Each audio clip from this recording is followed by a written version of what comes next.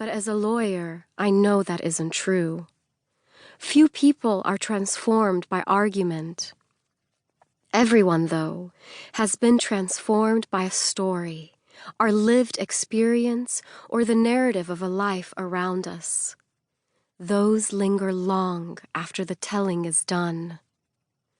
All of us long for stories that transport us, that dispel our fears, that inspire and illumine, stories that will live on in the heart. I know such a story.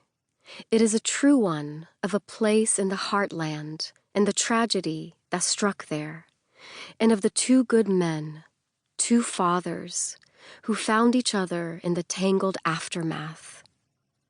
Vengeance begets vengeance. Hate breeds more hate. Reconciliation is altogether different.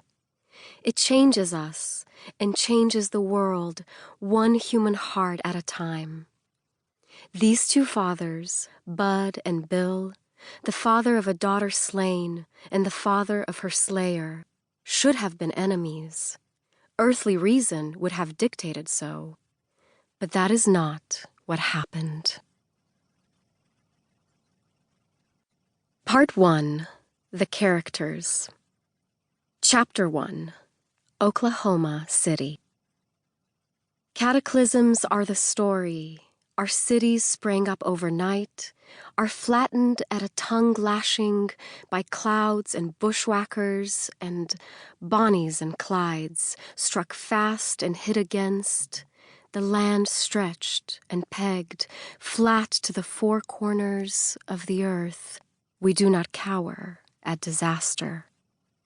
Carol Hamilton, Poet Laureate of Oklahoma, at the time of the Oklahoma City bombing in 1995, from Braced Against the Wind. The story begins in Oklahoma City, a place of tornadoes and fractured earth. I grew up there in a brick house at 6609 Hillcrest Avenue. My family moved to Oklahoma City the year I had just turned 10. My younger sister Nancy was 5, and my older sister Jennifer was 12.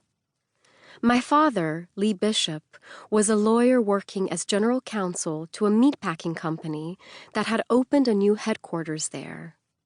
My mother, Joyce Bishop, worked full-time raising us girls and part-time performing the music and theater she loved. We'd come to Oklahoma City after a brief stint in Dallas from a lakefront suburb on Chicago's North Shore. The cool green village of Winnetka, Illinois was as different from Oklahoma City as pebbles in frigid Lake Michigan water are from Oklahoma's sun-baked soil. The leaves in the tall trees outside our Winnetka house made a sound like rain when the wind tossed. On winter nights, frost on my bedroom window sparkled in the glow from the streetlight outside. I would walk to school in snow boots and pants, knee-deep in soft white powder, shielding my small face from sleet with my scarf.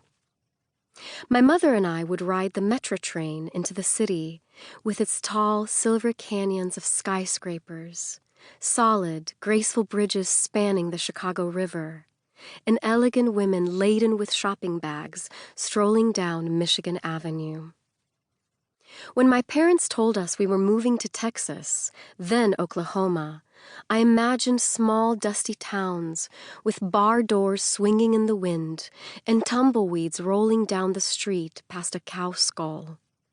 My Western movie images of the place were, of course, wildly wrong.